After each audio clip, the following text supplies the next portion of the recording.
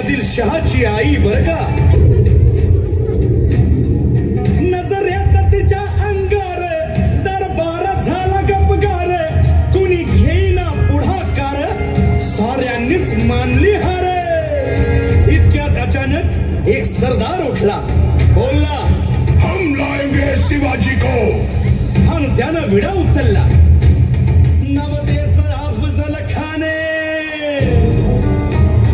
या नवतेच अफजल खाने, जिता जागता जणू सहिताने.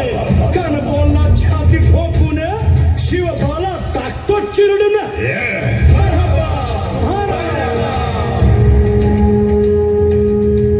कौतिक झालं दरबारात. खान निघाला मोठ्या गुरमीत.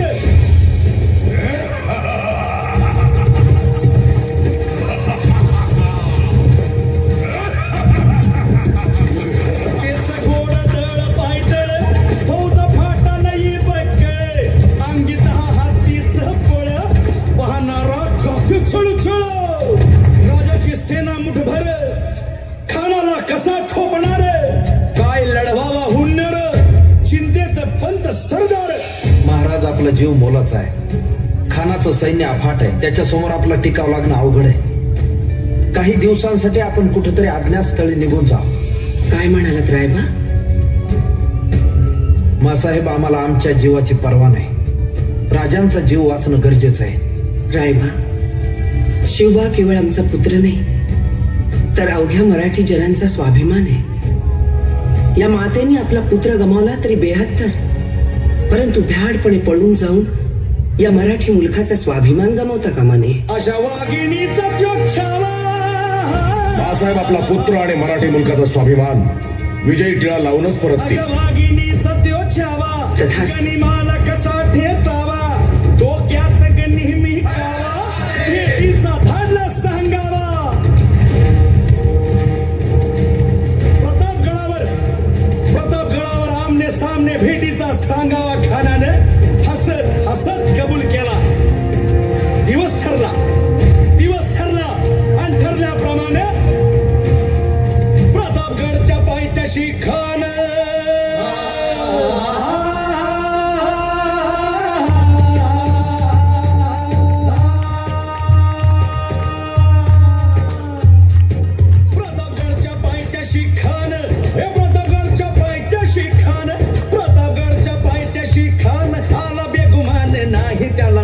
शिवाजी राजाच्या करामतीची.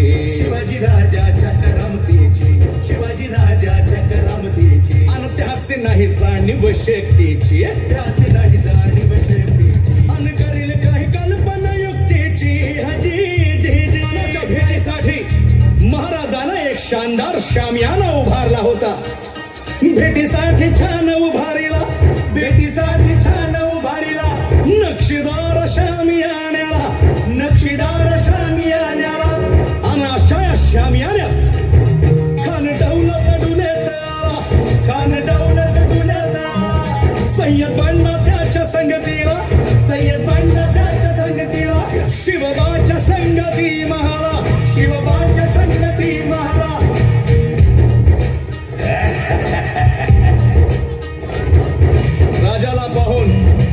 राजाला पाहून खान म्हणतो कसा, आओ आओ शिवाजी, आओ हमारे गले लग जाओ. आओ. खान हाक मारी तो हसरी. खान हाक मारी तो हसरी. रोखून नजारा गहिरी. जिरहा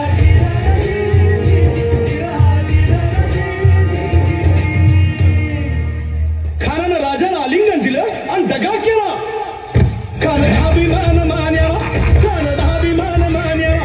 कट्यारीचा वाद त्यानं केला. कट्यारीचा वाद त्यानं केला. खर खर आवाज झाला. खर खर आवाज झाला. चिलखत होतय अंगाला. चिलखत होतय अंगाला. खानाचा वार फुका गेला. खान यडबडला. इतक्यात महाराजानं पोटामंदी पिचवट केला.